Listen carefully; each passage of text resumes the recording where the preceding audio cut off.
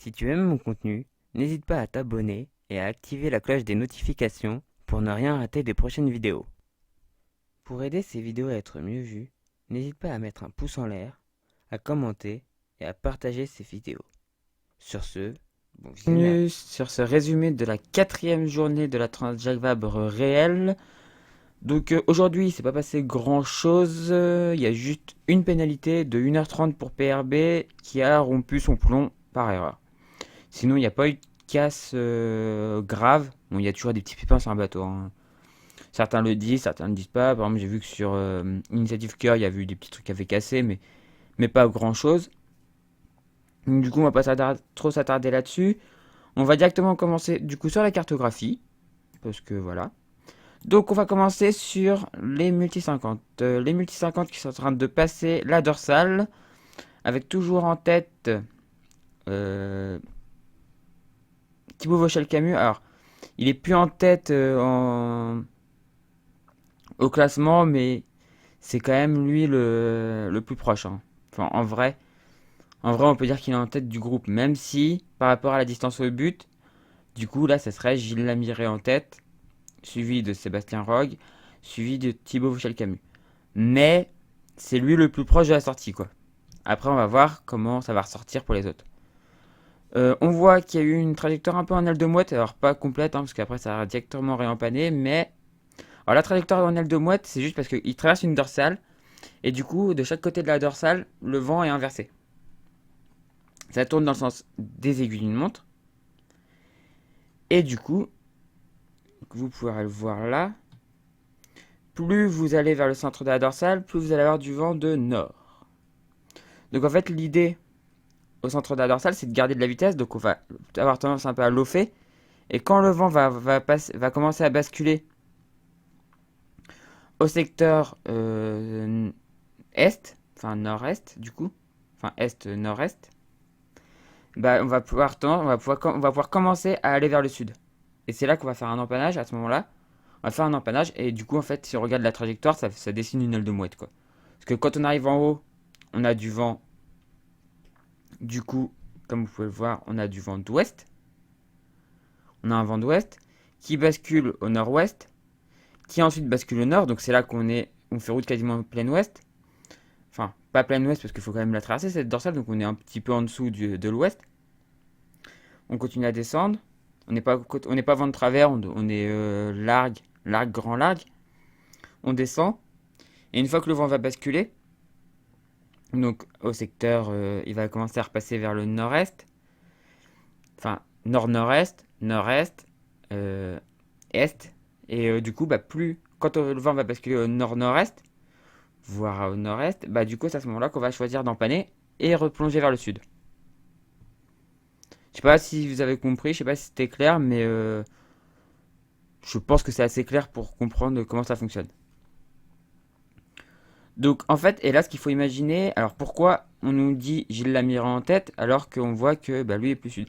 Mais en fait c'est juste que par rapport au but, parce que là en fait ce qui marque le classement c'est par rapport au but, bah ils sont un peu plus proches du but. Mais comme je vous disais, Thibaut Vauchel-Camus a déjà quasiment passé, enfin le bateau solidaire en peloton Arcep a déjà passé en fait la dorsale, a fait son aile de mouette, a fait plusieurs empannages du coup, parce que si ça passait pas sinon, et du coup se rapproche de cette zone qui est le début de l'Alizé, et qui a l'air d'être assez fort. On va voir d'ailleurs les prévisions pour la suite. On voit clairement que il y a du vent, donc ça va réaccélérer. Ça va réaccélérer. Il y a un gros truc à faire attention, c'est au passage des Canaries, donc qui va arriver assez rapidement, du coup, hein, une fois qu'ils vont être là-dedans, et ça va aller vite.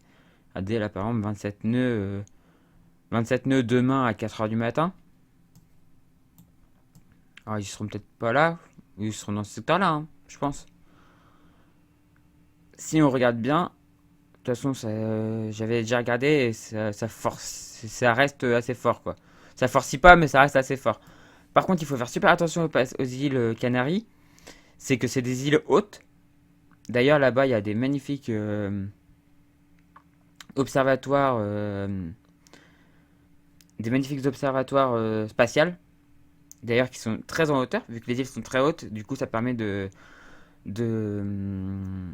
d'avoir moins d'atmosphère. Bon, je digresse un peu là, je parle un peu d'astronomie en même temps que ça, mais c'est très intéressant. Mais du coup, c'est des îles qui sont très hautes, comme je vous ai dit, et du coup, il y a des dévents qui peuvent aller jusqu'à 50 000 derrière les îles. C'est-à-dire que si vous prenez, par exemple, cette île ici, bah, on me voit d'ailleurs là, hein. Là, deux nœuds. Il y a des dévents qui peuvent aller jusqu'à 50 000 derrière l'île. Par contre, entre les îles, il y a des effets Venturi. Donc, on peut aussi essayer de jouer dans les effets Venturi ici, en empannant régulièrement pour éviter de tomber dans les dévents. Par contre, si on tombe dans un dévent, on est mal barré. Parce que quand je vous parle de dévent, c'est vraiment du gros dévent, quoi. Donc c'est tout pour les multi 50. On va passer aux IMOCA, où la bataille fait rage. Donc on va d'abord regarder le groupe des sudistes, bah, qui est du coup en fait dans le même cas que les que les multi 50. Mais qui, eux, en fait, un IMOCA, faut se rendre compte que en termes de navigation, c'est un peu plus. Les manœuvres sont un peu plus compliquées que sur un multi 50. Enfin, un peu plus. Je mets ça entre guillemets parce que sur un multi 50, un virement de bord sur un multi 50 est compliqué aussi, hein. Un multicoque, de toute façon, a souvent du mal à virer. Et là, c'est des empannages, donc c'est pas très compliqué. Par contre, un IMOCA, il faut que vous basculiez l'acquis. Il faut que vous matossiez les voiles. Quand vous rentrez dans une zone comme ça, là, les voiles, vous avez plus de voiles que sur un multi 50. Donc il y a souvent des changements de voile à faire. Donc là, ça va être une zone assez compliquée pour ces bateaux. Alors que je suis en train de me rendre compte qu'on a juste pas regardé les vitesses des multi 50. Et on va voir que sur 24 heures. Que c'est le plus intéressant. Vraiment, ce qu'il faut regarder sur 24 heures, on a du 8 nœuds 7. Et en VMG, surtout, la VMG est très intéressante. 7 nœuds en VMG et sur 1 heure 4 nœuds 7. Alors que eux, en VMG, ils sont un peu plus élevés ils sont plus élevés en VMG. Mais ils sont un peu plus en arrière, donc ça fait moins longtemps qu'ils sont rentrés dans la zone de calme.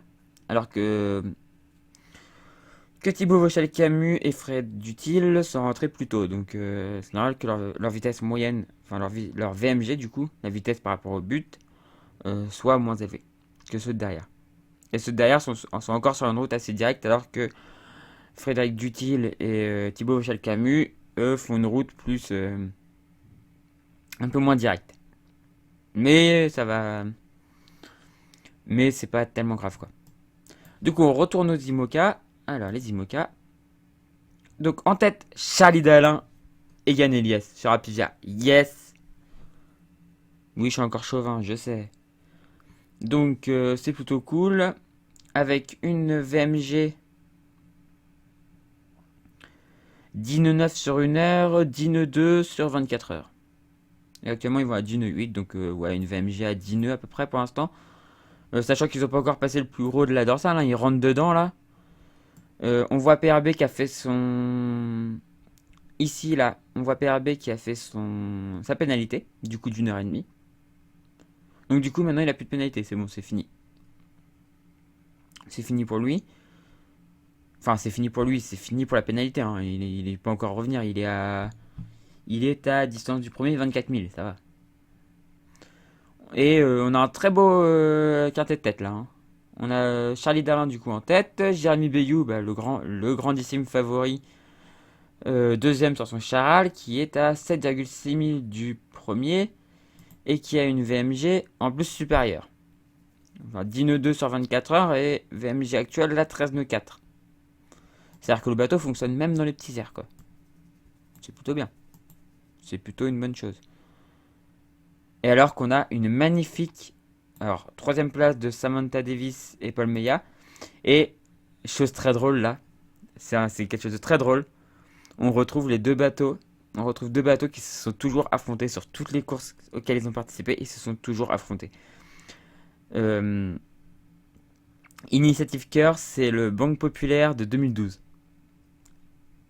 Banque Populaire actuelle, C'est le massif de 2012. Enfin, c'est le massif avec lequel François a gagné le Vendée Globe. Et Initiative Cœur, c'est Banque Populaire avec lequel Armel Leclerc a fait deuxième du Vendée Globe 2012. Ces bateaux s'affrontent tout le temps. Malgré qu'il y en ait un qui a eu une dérive, qui a eu des dérives et l'autre qui ait des foils, ils sont tout le temps collés ensemble. C'est toujours très drôle. Ils se ressemblent vachement ces deux bateaux, hein, quand même. Donc là, si on regarde leur VMG, on a 11 nœuds 2 sur 1 heure et 10 nœuds sur 24 heures. Et là, et ben, et voilà. C'est là qu'on voit que dans les petits airs, les foils, ça sert pas à grand chose. Quand il n'y a pas beaucoup de vent, les foils, ça sert pas vraiment à grand chose, hein. Non, par contre, dès qu'il y a de l'air, ça envoie. Et on a du coup un petit groupe du coup qui s'est détaché là. Et un deuxième groupe emmené par l'ancien Hugo Boss. Ah, je vais pas me risquer à donner le nom, hein. C'est de l'anglais, je parle mal anglais. Avec un Pascal Bidégory en bonne forme.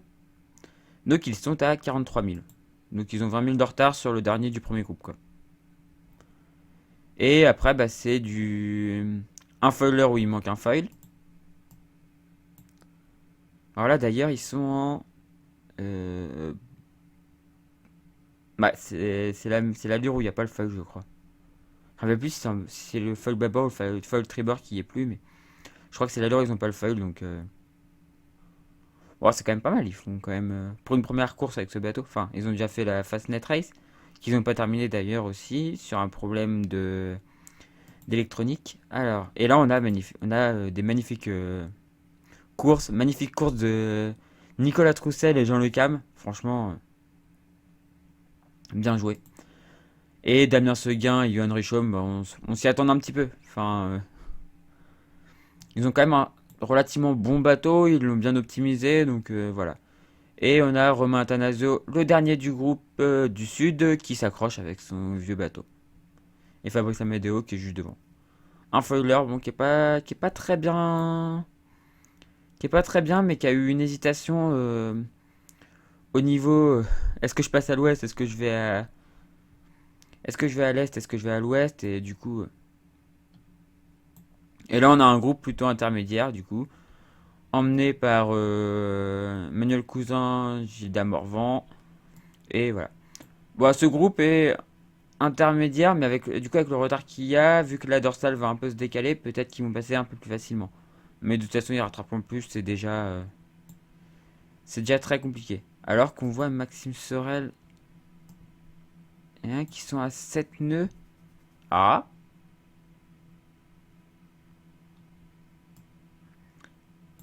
7 nœuds 8, 6 nœuds 8 depuis. Ah, il y aura peut-être un petit problème sur VNB.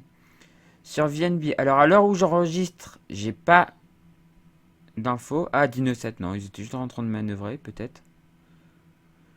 Mais 10 nœuds 7. Ah, c'est bizarre. Ah oui, mais attendez, non, je suis pas. Oui. J'avais oublié de repasser en actuel.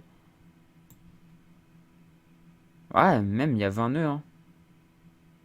Il y a 21 nœuds, normalement, ça devrait aller un peu plus vite. Alors, ils viennent de manœuvrer, donc c'est aussi, ceci explique cela. Beaucoup, sûrement. Et on va aller voir du coup notre groupe de l'Ouest, avant de passer au... Alors qu'on voit... Ah, ça y est, le groupe de l'Ouest a viré. Le groupe de l'Ouest a viré et va essayer du coup va attendre l'arrivée de la dépression. Donc qui va se décaler un petit peu et qui devrait leur permettre d'affoler les compteurs dans les prochaines heures. Comme je le fais en virtuel. Voilà. Donc on voit que là, à partir de ce moment-là, les IMOCA, ils vont pas être au travers, pas totalement au travers, mais avec ce vent-là, ils risquent d'aller assez vite. On voit Thomas Ruyant et son coéquipier, je sais plus comment il s'appelle. Donc sur Advance Security, c'est ça. Advance Cyber Security. Force Cyber Security, donc qui sont le plus à l'est du groupe de l'ouest, on va l'appeler comme ça maintenant. C'est plus le groupe du nord, c'est le groupe de l'ouest. Donc ils ont viré, maintenant ça va être décisif, hein, savoir lequel. Est-ce qu'ils vont réussir à rattraper leur retard? Parce qu'il faut quand même voir que, par exemple, Thomas Ruyant, ils ont quand même 143 000 de retard sur le premier. Et ils vont sur la VMG à 8 nœuds 5 depuis 1 heure. Donc pour l'instant, c'est pas. C'est pas top, hein. Alors, on va remettre à 0. Ouais, pour l'instant, ils ont. Enfin, en même temps, c'est ceux qui ont le moins d'air, hein. Si je regarde Louis Burton et Davy Bobard. Baudard, excusez-moi. Davy Baudard. Je suis vraiment désolé. Pour ce lapsus, je suis désolé. Pas fait exprès, j'ai gaffé. Ouais, ils sont qu'à 7 nœuds sur la VMG, hein. Mais bon, comme ils ont fait beaucoup d'ouest, du coup, la VMG pour l'instant, ce qui va être intéressant, c'est de voir la VMG augmenter petit à petit. 9 nœuds 6 pour l'instant sur la VMG. Et Alex Thompson, qui est le plus nord, qui est un peu en retrait, mais qui peut faire encore quelque chose, hein. Rien n'est perdu là. Pour eux, rien n'est perdu pour l'instant, hein. On a 12 nœuds 3 actuellement. Du coup, on a fini pour les IMOCA. Enfin, on va finir juste par dire que, bah, du coup, leur objectif, comme j'ai dit, c'est d'avoir le plus vite possible le vent qui bascule. Et une fois qu'ils auront ce vent-là, bah, normalement, c'est là où on va commencer à se rendre compte. Est-ce que c'était la bonne stratégie? Est-ce qu'ils vont aller assez vite pour rattraper leur retard? C'est la question. On verra ça. C'est la question des prochaines heures, quoi. Enfin, des prochains jours d'ailleurs. Sachant qu'ils sont un peu plus décalés dans l'ouest que les autres bateaux, donc ça peut être un avantage, comme je dis toujours, par rapport au poteau noir. Et avoir de l'air et un passage dans la dorsale, normalement, il devrait avoir un bon passage. Voilà pour les IMOCA. Et on va finir par les classes 40, c'est assez rapide. En tête, Quito de Pavan, Achille Nebou, sur un bateau qu'ils connaissent quasiment pas. Enfin, quasiment pas. C'est. C'est fou, quoi. Ce mec a quand même du talent, quoi. Ouais, un bateau qu'ils ont eu quelques semaines avant, ils arrivent à faire une très belle course. Rien que pour ça, rien que pour ce début de course, on peut vraiment les applaudir. Et voilà, je vais même applaudir, hein. Et on a Louis Duc deuxième, un Normand deuxième. Haha. Et sinon, bah, les classes 40, il y a un décalage de 100 000, ça peut jouer dans la dorsale, hein. Dans les différentes. Ça peut jouer en 100 000, hein. Pour ce qu'ils attendent plus bas, ça peut vraiment jouer. Pour l'instant, ils vont avoir un peu d'air là. Là, ils ont un peu d'air pour l'instant. Mais normalement, ils ne devraient pas échapper à la dorsale. Et du coup, on regarde bien, mais ouais. Ils vont pas échapper au petit coup de pas d'air. Normalement. Et du coup, ça va. La petite portion sans air, ça va, ils vont l'avoir, quoi. Et du coup, ça peut, 100 000, ça peut jouer, quoi. C'est-à-dire que à 100 000 d'écart, on peut avoir des vents différents, quoi. Mais on verra ça dans les prochaines heures, pareil. Et là, ils vont pouvoir, du coup, comme on a vu par ici, ils vont pouvoir commencer à choquer. Là, ils sont encore sur des allures de. Allez. Allez. Ah, ça veut pas. On est ce soir à 19 h. On voit que voilà, ça va. Le vent a donné dans les dernières heures, là, le vent a un peu à donner. Et du coup, ils vont pouvoir choquer un peu les voiles et